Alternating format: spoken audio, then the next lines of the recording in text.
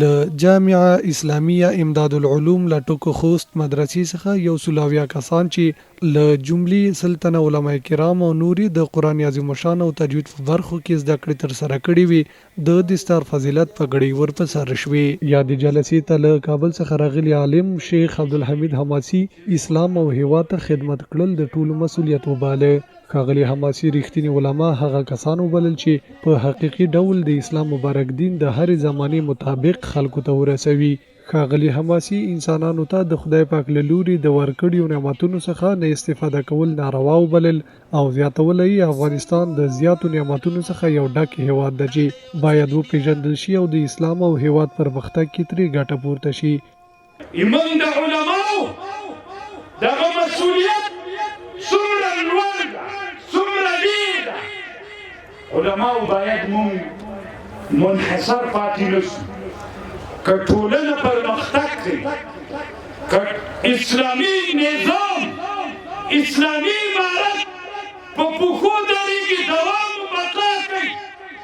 هلته دوام و بقا کولی شي چې ملت غني شي اقتصاد پیدا کړي. د یادې مدرسې مسؤلین وویل د اسلامي امارت پر راتګ سره مدارسو ته د حکومتي مسؤلینو ځانګړې توجه شوي او خوښ دي چې د دیني علومو ترڅنګ پکې د عصري علومو زده کړې هم ورکول کیږي او باید توجه ورته لا زیاته شي. مسلمانه ټولنه لکه څنګه چې عصري علومو ته ضرورت لري موږ باید یو انجینر ولرو موږ باید په خپله ټولنه کې ډاکټر ولرو او دغه مسلمانه ټولنه علماو ته هم ضرورت لري. له اسلامي امارت نه هم زموږ غوښتنه دا ده چې لکه څنګه چې د مکاتبو د پوهنتونونو حمایه کیږي د دینی مدارسو حمایه هم ضروری ده.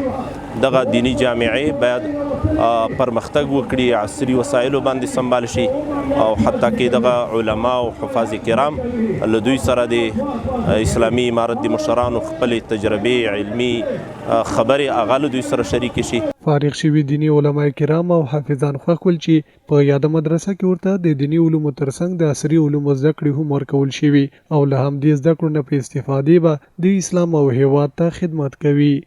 چې مالدار دي تجاران دي او سدي غواړي چې دغه خپل سرمایه او خپل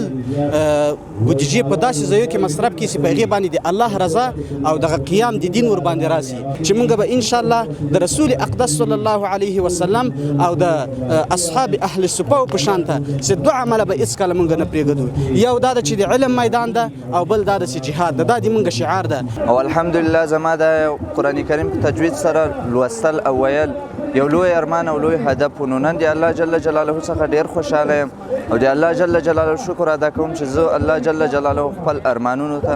ورسولم. یوازې دا نه چې خالي دیني علم کیږي بلکې عصري علم هم په مدرسو کې شته ده لکه د کمپیوټر زده کړه سو انګلیسي ژبه سو او داسې نور په مختلفو ژبو باندې الحمدلله په دې خصوصا جامعه امداد العلوم لټکو مدرسه کې دا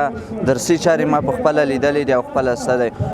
د یادولو ده چې جامعه اسلامیه امداد العلوم له ټکو خوست مدرسې مسؤلینو په وینا په دغه مدرسه کې تر 1200 کسان په زده کړو بوخت دي او له 3000 څخه پورته کسان یې هیواد ته د خدمت په موخه وړاندې کړي چې اوس مهال د هیواد په بیلابیلو ځایونو کې د هیوادوالو په خدمت کې بوخت دي.